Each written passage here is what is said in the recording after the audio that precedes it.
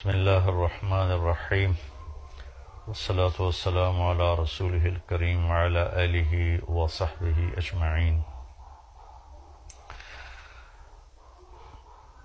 جب سے میرے محترم بھائی اور دوستو، جب سے پاکستان وجود میں آیا ہے، اللہ تعالیٰ نے بہت سے لوگوں کو حکومت دی۔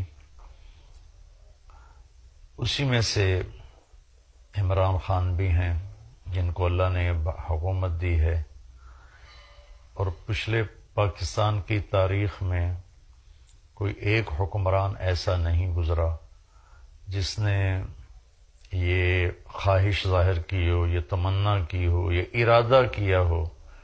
ارادہ تو بڑی بات ہے، صرف خواہش ہی ظاہری کی ہو کہ ہم پاکستان کو مدینہ والی فلاحی ریاست بنائیں گے۔ موجودہ وزیر اعظم پہلے شخص ہیں جنہوں نے پہلی تقریر میں اس نظریے کو پیش کیا۔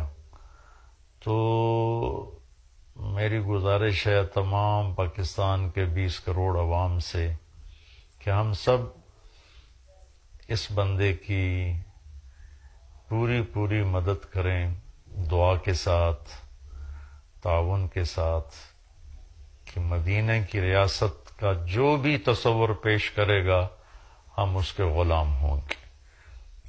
اور خان صاحب، اللہ تعالیٰ ان کی زندگی میں برکت دے، یہ ہمیشہ اپنی قوت ارادی میں بڑے پکے رہے۔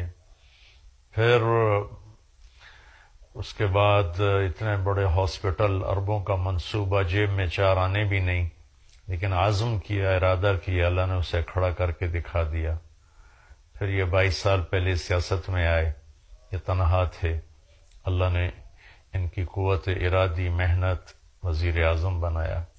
اب یہ ایک خوبصورت خواب دیکھ رہے ہیں اور ہمیں دکھا رہے ہیں، اور مخلص ہیں۔ مجھے اللہ کی ذات سے امید نہیں، یقین ہے 100% کہ یہ انتہائی دیانتدار، انتہائی مخلص ہیں۔ ہمیں ان کا ساتھ دینا ہے۔ ہم ان کا ساتھ کیسے دیں؟ کہ ہم بھی شروع ہو جائیں کہ سچ بولیں گے، جھوٹ نہیں بولیں گے، دھوکہ نہیں دیں گے، فراڈ نہیں کریں گے، ظلم نہیں کریں گے، جھوٹ نہیں بولیں گے، ملاوٹ نہیں کریں گے، رشوت نہیں لیں گے، کسی پر زیادتی نہیں کریں گے۔ یہ ہمارا ساتھ ہے۔ یہی تو فلاحی ریاست ہی مدینہ کی، سچائی پر، محبت پر، راست بازی پر، ایثار پر، قربانی پر، یہ ہمارا ساتھ۔ ہم ان کو سیاسی رنگ نہ دیں، بلکہ ہم اس کو ایک دینی فریضہ سمجھ کر ادا کریں۔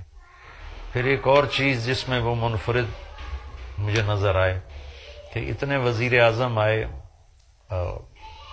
عمران خان صاحب بھی وزیر اعظم ہیں، ان کے ساتھ خواتین اول بھی بہت ساری آئیں۔ یہ پہلی خاتون اول ہیں جو پورے اسلامی حجاب میں ہیں، نقاب میں ہیں، پردے میں ہیں۔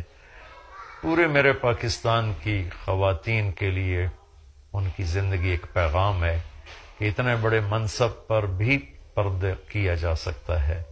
یہ بھی وہ ان 2 چیزوں میں وہ اپنی مثال آپ ہیں، ہم سب ان کے لیے دعا گو ہیں۔ اللہ ان کی مدد فرمائے اور انہیں ہر شر سے بچائے۔ السلام علیکم۔